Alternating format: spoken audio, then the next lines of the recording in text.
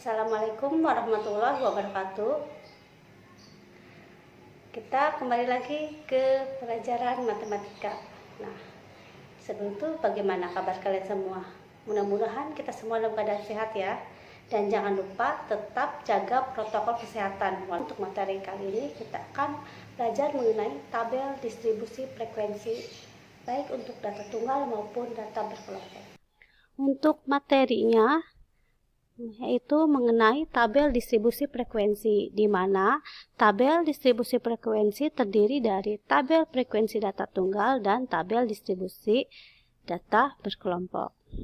Nah, permasalahan yang pertama untuk tabel frekuensi data tunggal. Di sini misalkan pada percobaan melempar sebuah dadu sebanyak 18 kali diperoleh data permukaan yang muncul sebagai berikut. Nah, tentunya kalian sudah familiar ya dengan dadu, di mana terdapat 6 sisi. Sisi yang pertama ada mata dadu 1, yang kedua mata dadu 2, dan seterusnya sampai mata dadu 6. Misalkan di sini percobaan sebanyak 18 kali muncul mata dadu sebagai berikut. Ada angka 2, 4, angka 2, 6, 2, 1, 3, 4, 4, 3, 3, 1, 5, 5, 3, 6, 3, dan 5. Nah, perintahnya apa? Di sini buatlah tabel frekuensi dari data tersebut. Kita lihat lagi. Alternatif penyelesaiannya, kalian buat lagi tadi angkanya, di sini tulis lagi. Kemudian kalian buat tabel dengan 3 kolom, di mana ada kolom angka, turus, dan frekuensi. Kolom angka untuk menulis angka berapa saja yang muncul, turus untuk perhitungannya, frekuensi untuk banyak angkanya nanti. Nah, sekarang kita mulai ya. Nah, di sini kita lihat ada angka 2 yang pertama. Angka 2 coret. Kalian tulis di turus kolom angka 2 di sini. Kolom turus angka 2. 1. Kemudian untuk angka 4. Coret lagi, berarti tulis di kolom turus angka 4. Angka 2 lagi, tulis di kolom turus angka 2. Kemudian angka 6. Tulis di kolom angka 6 terus ya lagi. Nah, di sini jangan ditulis tegak lagi tapi miring supaya perhitungannya lebih gampang. Jadi untuk 5 sudah diberikan seperti ini gitu ya. Terus untuk angka 5 yang terakhir tuh, coret lagi, tulis di kolom terus angka 5 seperti ini. Setelah selesai semua, nah baru di frekuensinya hitung. Terusnya di sini ada berapa? Ada 2. Kemudian 3, 5, 3, 3, dan 2 seperti itu. Nah, setelah selesai, jadi tabel distribusi frekuensinya, kalian hilangkan kolom terusnya, cukup tulis 2 kolom saja seperti ini. Maka ada frekuensinya. Ini sudah jadi seperti itu. Gampang kan? Nah, mudah-mudahan kalian bisa memahaminya ya. Ini untuk tabel frekuensi data tunggal. Kita lanjut lagi. Nah, di sini ada tabel distribusi frekuensi data berkelompok. Sebelum ke tabel distribusi frekuensinya, kita harus mengenal dulu istilah-istilah dalam tabel distribusi frekuensi. Ada yang namanya kelas interval, ada yang namanya frekuensi, batas kelas, tepi kelas, panjang kelas, atau interval. Di sini kelas interval apa? Itu banyaknya objek yang dikumpulkan dalam kelompok-kelompok tertentu yang berbentuk interval A sampai B. Biasanya di sini angka nih A sampai B, misalkan angka 1 sampai 5, 6 sampai 10 seperti itu ya.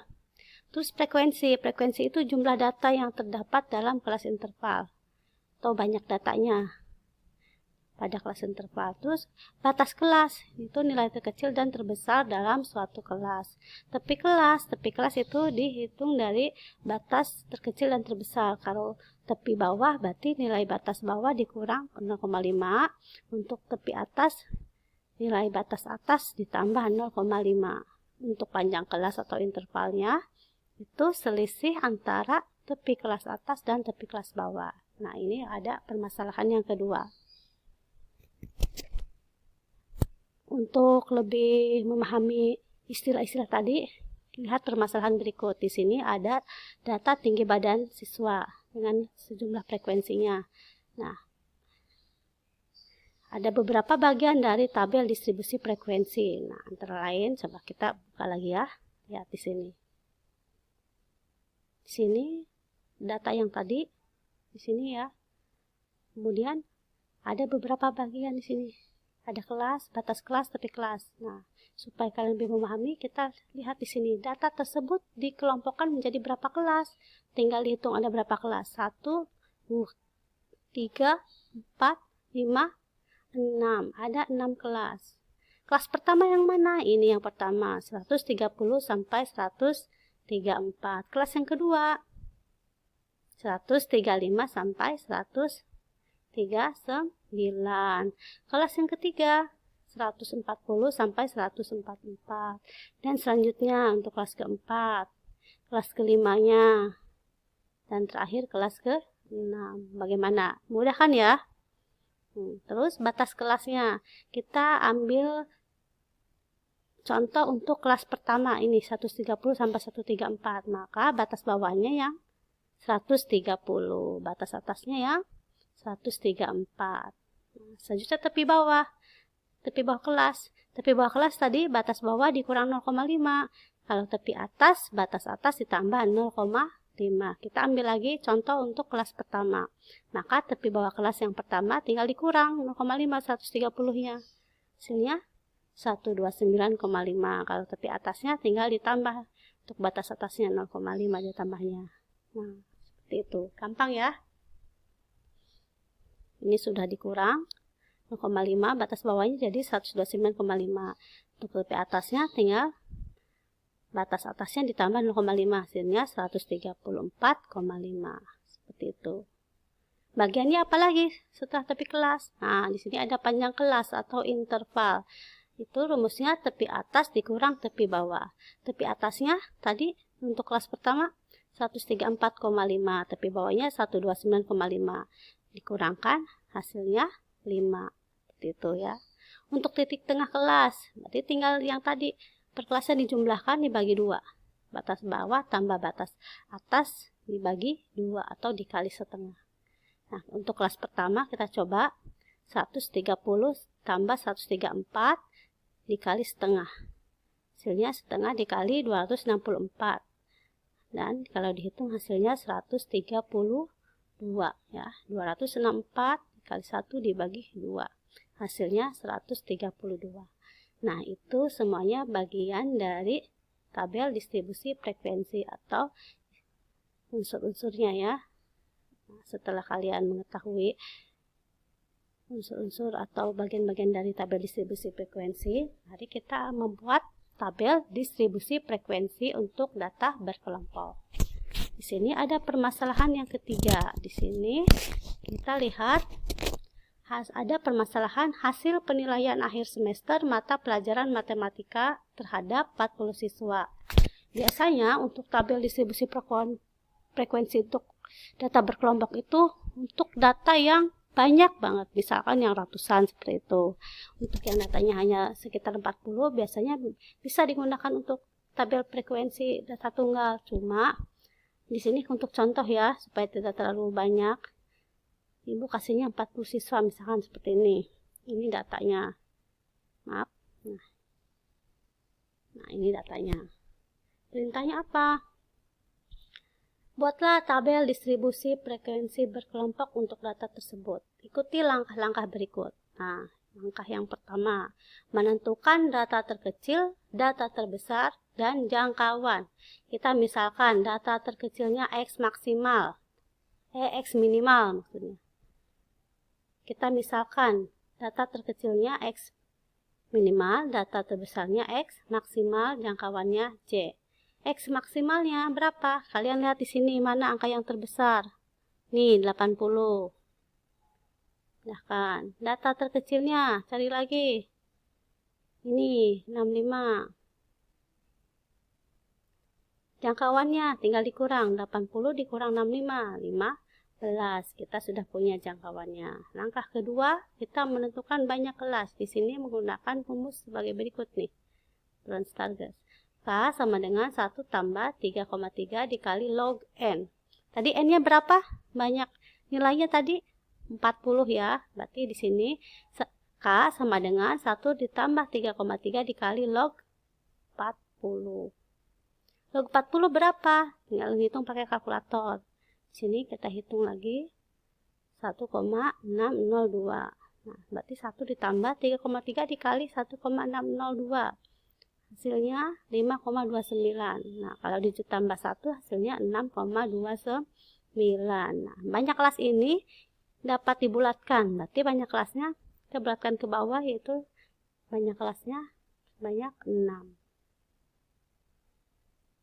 Langkah ketiga, menentukan panjang kelas atau interval.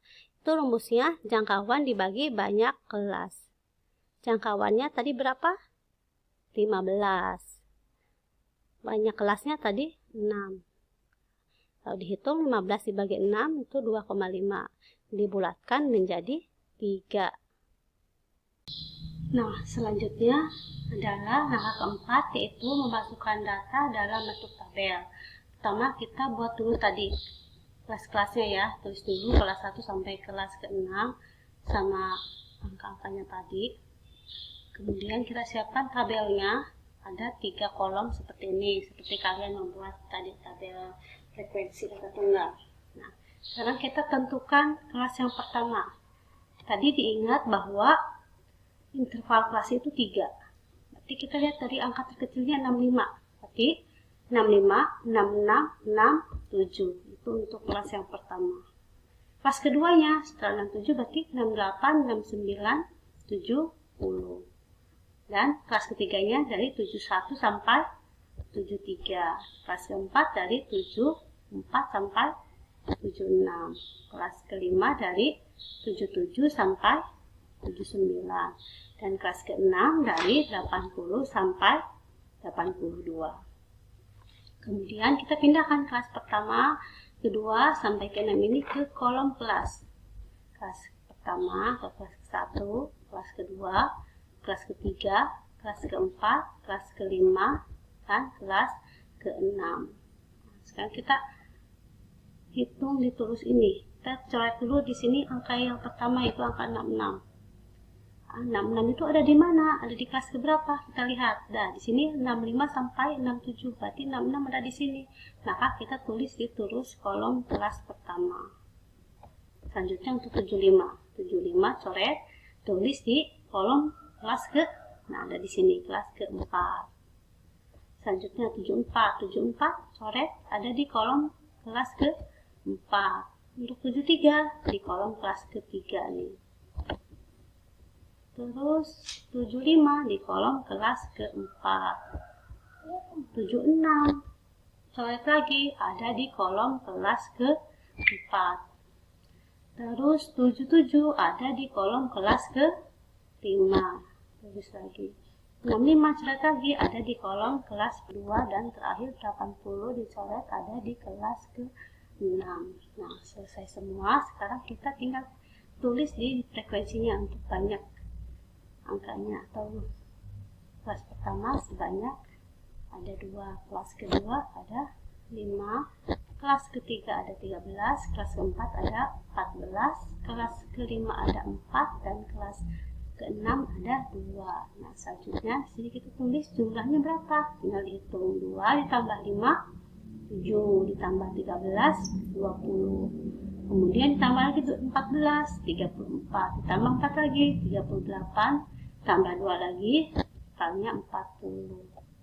Nah, setelah selesai semua, maka seperti membuat pada tabel frekuensi data tunggal yang sebelumnya itu, kita buat lagi jadi hanya 2 kolom, yaitu kolom kelas dan frekuensi. Karena di sini diketahuinya nilai, berarti kita ganti nama kelas di sini menjadi nilai. Maka jadinya seperti ini. Tabel, nilai, kelas matematika, dan nilai ada frekuensi. Sampai sini Ibu harap kalian paham semua ya. Terima kasih. Nah, sudah cukup jelas ya mengenai cara penyajian data dalam tabel distribusi frekuensi. Nah, setelah kalian menonton video ini, kalian buka Google Classroom, di sana ada tugas kelompok. Nanti kalian kerjakan tugas tersebut bersama kelompok yang sudah kalian bentuk. Sekian dari yang Ibu sampaikan. Kita akan bertemu lagi pada video selanjutnya. Wassalamualaikum warahmatullahi wabarakatuh.